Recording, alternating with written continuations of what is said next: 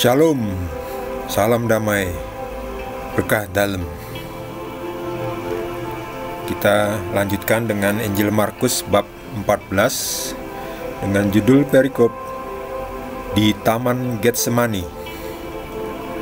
Lalu sampailah Yesus dan murid-muridnya ke suatu tempat yang bernama Getsemani. Kata Yesus kepada murid-muridnya, "Duduklah di sini, sementara aku berdoa." Dan ia membawa Petrus, Yakobus, dan Yohanes sertanya. Ia sangat takut dan gentar. Lalu katanya kepada mereka, "Hatiku sangat sedih, seperti mau mati rasanya. Tinggallah di sini dan berjaga-jagalah." Ia maju sedikit, merebahkan diri ke tanah, dan berdoa, supaya sekiranya mungkin saat itu lalu daripadanya. Katanya, "Ya Aba, ya Bapa, tidak ada yang mustahil bagimu. Ambillah cawan ini daripadaku. Tetapi janganlah apa yang aku kehendaki, melainkan apa yang Engkau kehendaki." Setelah itu ia datang kembali dan mendapati ketiganya sedang tidur. Dan ia berkata kepada Petrus, "Simon, sedang tidurkah engkau? Tidakkah engkau sanggup berjaga-jaga 1 jam? Berjaga-jagalah dan berdoalah, supaya kamu jangan jatuh ke dalam pencobaan. Roh memang penurut, tetapi daging lemah." Lalu ia pergi lagi dan mengucapkan doa yang itu juga. Dan ketika ia kembali pula, ia mendapati mereka sedang tidur, sebab mata mereka sudah berat dan mereka tidak tahu jawab apa yang harus mereka berikan kepadanya. Kemudian ia kembali untuk ketiga kalinya dan berkata kepada mereka, "Tidurlah sekarang dan istirahatlah. Cukuplah, saatnya sudah tiba. Lihat, Anak Manusia diserahkan ke tangan orang-orang berdosa. Bangunlah, marilah kita pergi. Dia menyerahkan aku sudah dekat." Demikianlah sabda Tuhan.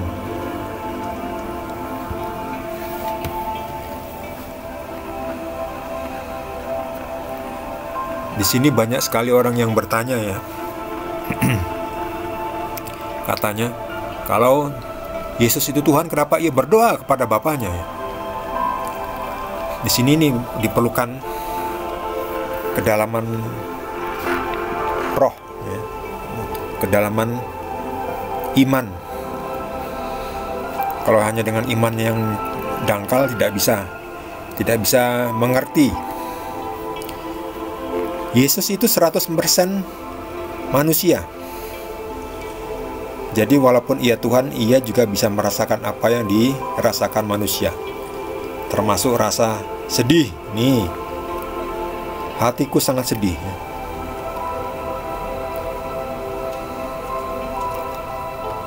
Hatiku sangat sedih.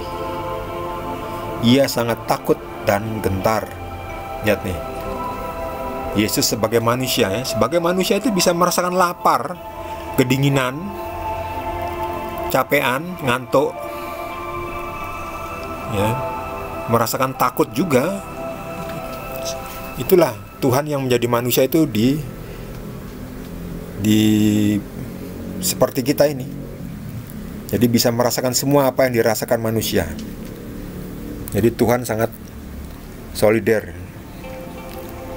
Tetapi tentunya sebagai Tuhan 100% juga, Yesus selalu kuat, mendapatkan kekuatan dari Bapa. Bapa itu siapa? Bapa itu Allah Bapa. Yesus dalam arti Bapa. Yesus ini manusia. Allah manusia. Allah Putra. Allah Bapa, Allah Putra, Allah Roh Kudus. Pujilah Tuhan. Allah Bapa, Allah Putra, Allah Roh Kudus. Nah, itu lagunya seperti itu. Jadi sebagai manusia Yesus bisa mati, tapi ketuhanannya tidak mati, manusianya yang mati. Jadi Yesus makanya bisa mati, wafat disalib, dipecuti, dipukul, disalib, ditusuk pakai paku, sakit rasanya, bisa merasakan. Karena manusia memang 100% manusia, tapi Yesus juga 100% Tuhan. Ia makanya bangkit. Sekiranya mungkin saat itu lalu daripadanya, ya, Yesus berdoa seperti ini ya kepada Bapa. Nih, ya Bapa, tidak ada yang mustahil bagimu, ambillah cawan ini dari depanku, tetapi janganlah aku yang kehendaki, melainkan apa yang Engkau kehendaki. Loh, di sini ada dua pribadi, ya betul, pribadi manusia, Yesus, Tuhan manusia, Allah Putra, dan pribadi Allah Bapa. Nah, secara fisik sudah terpisah memang. Karena Yesus sekarang terikat dimensi ruang dan waktu. Jadi makanya ada istilah ya Bapa, seperti berkomunikasi dengan orang yang beda. Tetapi intinya sama. Sebagai manusia, Yesus punya keinginan juga, kehendak. Kalau bisa ya, saya nggak perlu disalib. Ya, siapa sih yang mau disalib ya? Anda mau?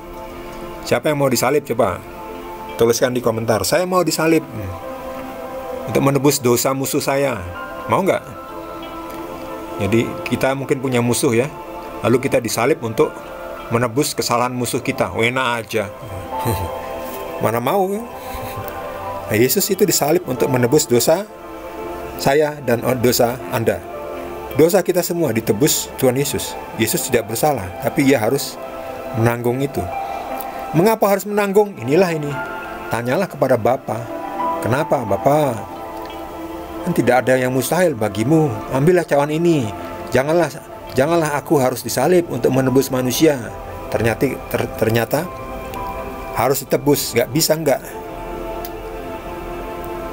Ya, karena manusia itu sudah dalam kuasa setan, iblis.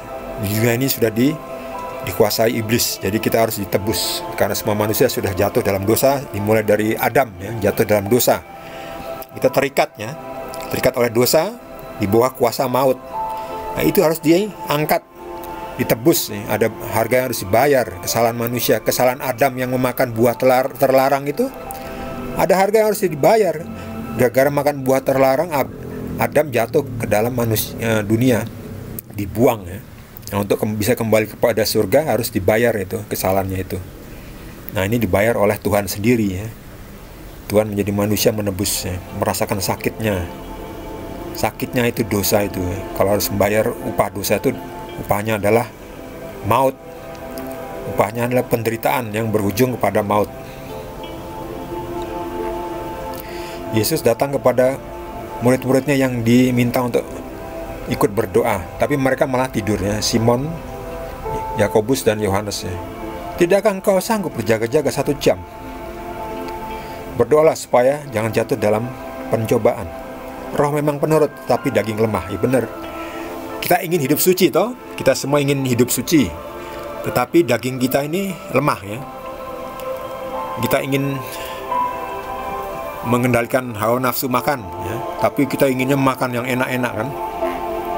Lalu ada lagi, kita ingin hidup suci, tapi kita penuh nafsu ingin kawin ya, nafsu birahi ya. Itu susah sekali dikendalikan. Ya, Anda mengerti ya maksud saya ya. Jadi roh memang penurut, kita semua penurut, kita ingin hidup suci, menjadi suci, tetapi kedagingan kita ini lemah ya. Tetapi jangan lalu terus saja mengalah kepada kelemahan kita. Kita harus bangkit ya. Kita harus lawan kelemahan itu ya, supaya kita bisa hidup suci. Lalu ia pergi lagi dan mengucapkan doa itu juga ya. Jadi Tuhan Yesus datang kepada Simon Petrus, memberitahu, kalian bangun, berdoalah supaya jangan jatuh dalam pencobaan, jangan jatuh dalam dosa. Lalu kembali lagi berdoa yang itu juga. Jadi mengucapkan doa yang sama ya tidak apa-apa ya, tidak dilarang ya. Mengucapkan doa berulang-ulang, misalnya doa Bapa kami, diulang-ulang Bapa kami yang ada di surga. Ada lagi yang mengucapkan doa Salam Maria, Salam Maria, Salam Maria, nggak apa-apa lah. Cuma berdoa berkali-kali ya nggak apa-apa juga ya, tidak ada yang melarang dan itu baik-baik saja. Berdoa itu baik. Yang mengucapkan doa yang itu juga ya nggak apa-apa. Sebab kita kadang tidak tahu apa yang diucapkan ya. Seperti ini, mereka tidak tahu jawab apa yang harus mereka berikan kepadanya ya. Ketika kita berdoa, kita kadang nggak tahu ya, mau doa apa, sudah doa itu tapi tidak dikabulkan, lalu bingung mau mengucapkan apa. Ya sudah, ulangi saja doanya seperti Tuhan Yesus nih. Lalu ia pergi lagi dan mengucapkan doa yang itu juga. Nggak apa-apa. Kalau kita kadang-kadang udah blank, udah mentok, nggak tahu mau mengucapkan doa apa, ya udah kita ucapkan lagi doa yang sama. Nggak apa-apa. Tuhan mendengarkan ya. Roh membantu kita dalam berdoa, dalam menyampaikan keluh kesah kita, penderitaan kita, suara hati kita dibantu oleh Roh untuk disampaikan kepada Tuhan, pada Bapa. Jadi murid-murid ini memang ya manusia biasalah ya. Manusia, benar-benar manusia, 100% manusia dan bukan Tuhan. Kecuali Tuhan Yesus ya, 100% manusia, 100% Tuhan. Tidurlah sekarang dan istirahatlah. Tapi nanti dulu, sudah tiba saatnya, ayo bangun. Lihat, anak manusia diserahkan ke tangan orang-orang berdosa ini. Orang-orang ini yang digait, dituntun oleh Yudas Iskariot ya. Karena Yudas tahu di mana Yesus biasa berdoa, di Taman Getsemani. Bangun, ayo kita pergi. Dia yang menyerahkan aku sudah dekat. Nah ini, dari kejauhan kelihatan membawa obor, berjalan kaki. Nanti Yudas memimpin orang-orang ini untuk menangkap Yesus. Seperti masa yang beringas, yang benci, datang untuk menangkap. Oleh karena itu, jangan sampai kita malah menjadi pengkhianat ya. Kita malah bergabung dengan masa itu untuk menyerahkan Tuhan Yesus ya. Itu sangat berdosa ya. Sampai-sampai dosa yang tidak terampuni ya. Makanya tidak bisa bertobat seperti Yudas.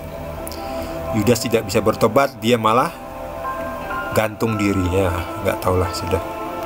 Itu urusan Tuhan dengan Yudas. Untuk kita, mari kita berjaga-jaga supaya kita tidak jatuh ke dalam pencobaan ya. Berjaga-jagalah dan berdoalah supaya jangan sampai kita jatuh ke dalam dosa melalui pencobaan ya.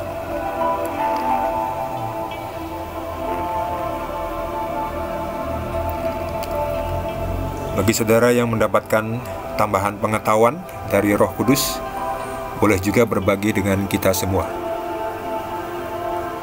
Bagi yang belum subscribe, boleh juga di subscribe dan di like. Kita akan lanjutkan dengan perikop berikutnya di video berikutnya. Terima kasih. Tuhan Yesus berkati kita semua.